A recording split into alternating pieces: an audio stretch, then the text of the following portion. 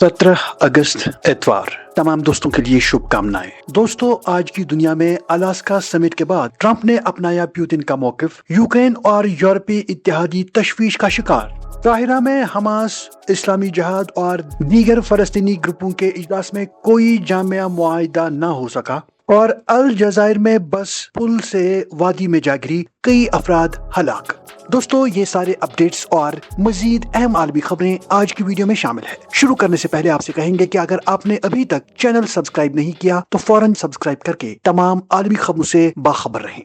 तो आइए शुरू करते हैं। दोस्तों, आज की सबसे बड़ी और अहम खबर अलास्का से है। दुनिया की नजरें जमी रही अलास्का पर, जहां अमेरिकी सदर डोनाल्ड ट्रंप और रूसी सदर व्लादिमीर पुतिन की 3 घंटे तवील तारीखी मुलाकात हुई। ये मुलाकात यूक्रेन पर रूसी हमले के बाद दोनों रहनुमाओं की पहली बराह रास्त गुफ्तगू थी। एयरबेस पर पुतिन का शानदार इस्तकबाल किया गया, रेड कारपेट बिछाया गया और अमेरिकी B-2 बम्बार और F-35 फाइटर्स ने फ्लाई पास्ट करके ताकत का भरपूर मुजाहरा किया। लेकिन ताकत के इस खेल के बावजूद मुज़ाकरात से कोई फौरी ब्रेक थ्रू सामने न आ सका। सदर ट्रंप ने यूरोपीय रहनुमाओं को ब्रीफिंग देते हुए कहा कि पुतिन सिर्फ जंग बंदी नहीं बल्कि एक जामा अमन मुआहिदा चाहते हैं। ट्रंप ने यह मौक़िफ़ अपनाया कि फौरी जंगबंदी नाकाफी है, असल हल बराह रास्त अमन मुआहिदा है, जो दरअसल पुतिन की देरीना शर्त रही है। उधर यूरोपीय रहनुमाओं ने इस मौक़िफ़ को मुस्तरद कर दिया और कहा कि जब तक रूस जंग बंद नहीं करता, दबाव बढ़ाने के लिए मजीद इक्तिसादी पाबंदियां आयद की जाएंगी। बरतानिया, फ्रांस और जर्मनी ने सख्त वार्निंग दी कि खूनरेजी जारी रही तो रूस पर मजीद सख्त इकदाम होंगे। अमेरिकी सदर ने फॉक्स न्यूज को इंटरव्यू देते हुए मुलाकात को 10 में से 10 करार दिया और पुतिन की खुलकर तारीफ की। उनके बकौल जब दुनिया की 2 बड़ी जौहरी ताकतें साथ चलें तो ये सबके लिए अच्छा है। इस डील के पीछे एक बड़ी शर्त भी छुपी है। रिपोर्ट्स के मुताबिक ट्रंप ने यूरोपीय रहनुमाओं को बताया कि वो पुतिन के अमन मंसूबे की हिमायत करते हैं, जिसके तहत यूक्रेन को न सिर्फ गैर काबिज इलाके बल्कि डोनबास का बकिया हिस्सा भी रूस के हवाले करना होगा। इसके बदले पुतिन ने जंगबंदी और यूरोप के दीगर ममालिक पर हमला न करने की यकीन दहानी कराई है। सदर ट्रंप ने पहले ऐलान किया था कि अगर कोई मुआहिदा न हुआ तो रूस पर सख्त मुआशी पाबंदियां लगेंगी, लेकिन अब ये धमकियां मुअत्तल कर दी गई हैं। इस अचानक यूटर्न ने यूक्रेन और यूरोपीय इत्तेहादियों को तशवीश में मुब्तला कर दिया है। यूक्रेन के सदर व्लादिमीर ज़ेलेंस्की, जो इस सरबराही इजलास में शामिल नहीं थे, पीर को व्हाइट हाउस में ट्रंप से मुलाकात करेंगे ताकि इस नई हिकमत अमली पर बराह रास्त बात कर सकें। माहिरीन के मुताबिक ये पेशरफ पुतिन के लिए एक बड़ी सफारती कामयाबी है, लेकिन यूक्रेन के लिए एक गहरी शिकस्त और यूरोप के लिए नया खतरा। दूसरी जानिब अमरीकी हुकाम ने इंकशाफ किया है कि सदर डोनाल्ड ट्रंप ने अलास्का मुलाकात के दौरान रूसी सदर व्लादिमीर पुतिन को अपनी अहलिया मेलानिया ट्रंप का जाती खत दिया। इस खत में यूक्रेन जंग से मुतासरा बच्चों की हालत जार और उनके अगवा के मसले पर तवज्जो दिलाई गई। यूक्रेन का इल्जाम है कि रूसी अफवाज ने दसियों हजार बच्चों को वालिदैन की इजाजत के बगैर रूस या जेर कब्जा इलाकों में मुंतकिल किया है, जिसे जंगी जुर्म करार दिया जा रहा है। मॉस्को इन इल्जामात को मुस्तरद करते हुए दावा करता है कि बच्चों को सिर्फ महफूज मकामात पर मुंतकिल किया गया। पोलैंड के वजीर आजम डोनाल्ड टस्क ने कहा है कि यूरोपीय रहनुमाओं ने अलास्का टास्क पर मुश्तरका बयान तैयार कर लिया है। यूरोपीय रहनुमाओं ने यह बयान सदर ट्रंप से मिलने वाली मालूमात और यूक्रेनी सदर ज़ेलेंस्की की राय सुनने के बाद तैयार किया। टस्क ने कहा कि यूरोपीय रहनुमाओं की गुफ्तगू मुकम्मल हो चुकी है और बयान जल्द जारी किया जाएगा।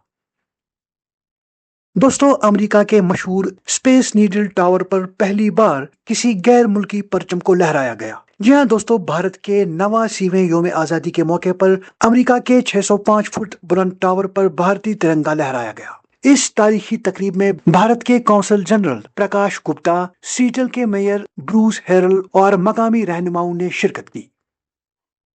अमेरिकी सदर डोनाल्ड ट्रंप ने इंकशाफ किया है कि चीनी सदर शी जिनपिंग ने उन्हें यकीन दिलाया है कि वो उनकी सदारत के दौरान ताइवान पर हमला नहीं करेंगे। ट्रंप ने यह बात फॉक्स न्यूज को इंटरव्यू देते हुए कही। ट्रंप के मुताबिक रूसी सदर पुतिन के साथ यूक्रेन पर बातचीत से कबल शी जिनपिंग ने कहा कि जब तक आप सदर हैं मैं ये कदम नहीं उठाऊंगा।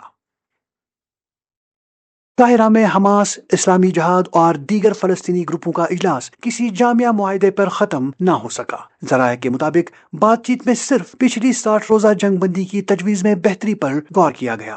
دوسری جانب اسرائیلی خفیہ ایجنسی موساد کے سربراہ نے واضح کیا کہ اسرائیل صرف اس معاہدے کو قبول کرے گا جس میں تمام اسرائیلی قیدیوں کی رہائی شامل ہو۔ فلسطینی گروپوں نے کہا کہ ان کی اولین ترجیح فوری جنگ بندی اور غزہ میں انسانی و امدادی سامان کی بلا رکاوٹ ترسیل ہے، جبکہ وہ اسرائیلی فوج کے انخلا اور محاصرے کے خاتمے کا مطالبہ کر رہے ہیں۔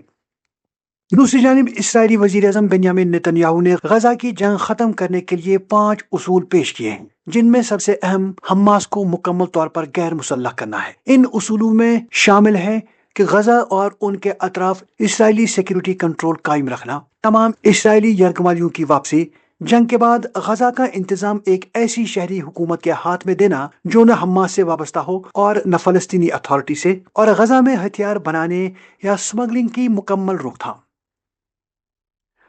دوسری جانب اسرائیلی وزیر دفاع نے اعلان کیا ہے کہ فوج غزہ سٹی پر کنٹرول کے منصوبے پر عمل درآمد کے لیے مکمل تیاری کر رہی ہے، جس کے تحت 1 لاکھ تک ریزرو فوجی متحرک کرنے کی ضرورت پڑ سکتی ہے۔ پاکستان، عرب اور دیگر اسلامی ممالک نے اسرائیلی وزیر اعظم بنیامین نتن یاہو کے گریٹر اسرائیل کے بیان کی سخت مذمت کی ہے۔ 31 عرب و اسلامی ممالک، عرب لیگ، OIC اور GCC کے وزرائے خارجہ کے مشترکہ بیان میں کہا گیا کہ نتن یاہو کا بیان عرب سلامتی، ریاستوں کی خود مختاری اور عالمی امن کے لیے خطرہ ہے اور بین الاقوامی قانون کی کھلی خلاف ورزی ہے۔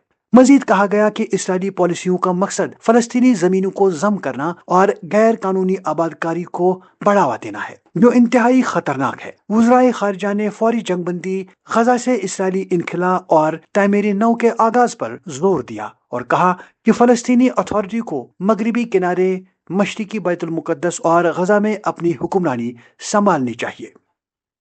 اور دوستو، آخر پر یہ خبر کہ الجزائر کے دارالحکومت میں ایک المناک ٹریفک حادثہ پیش آیا جب وادی الحراش کے پل سے ایک مسافر بس نیچے جا گری۔ شہری دفاع کے مطابق حادثے میں کم از کم 18 افراد جاں بحق اور 10 زخمی ہو گئے۔ یہ واقعہ ملک بھر میں غم و صدمے کی فضا پیدا کر گیا ہے۔